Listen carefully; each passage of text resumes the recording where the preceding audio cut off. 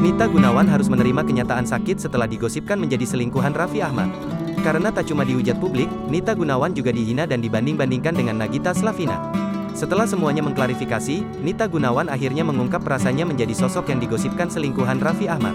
Suami Nagita Slavina telah membantah isu tersebut. Menurut Raffi Ahmad, ia dan Nita hanyalah rekan kerja. Akan tetapi, emosi netizen kadung tersulut, hingga Nita Gunawan mendapat perlakuan tidak menyenangkan. Sejak gosip tersebut muncul, banyak yang menghujani Nita Gunawan dengan komentar buruk. Meski terlibat dalam sebuah gosip, namun Raffi Ahmad dan Nita Gunawan belum lama ini tampak santai hadir di tayangan YouTube RANS Entertainment. Pada kesempatan itu, Raffi Ahmad mulanya bertanya mengenai perasaan Nita Gunawan digosipkan dengannya.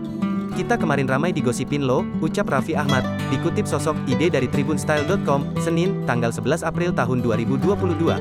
"Iya, aku nggak tahu nih bisa seramai itu," sahut Nita Gunawan. "Kamu gimana sih rasanya digosipin sama Raffi Ahmad? Kamu katanya pusing?" tanya Raffi Ahmad lebih lanjut. Nita Gunawan lebih lanjut mengatakan bahwa dia merasa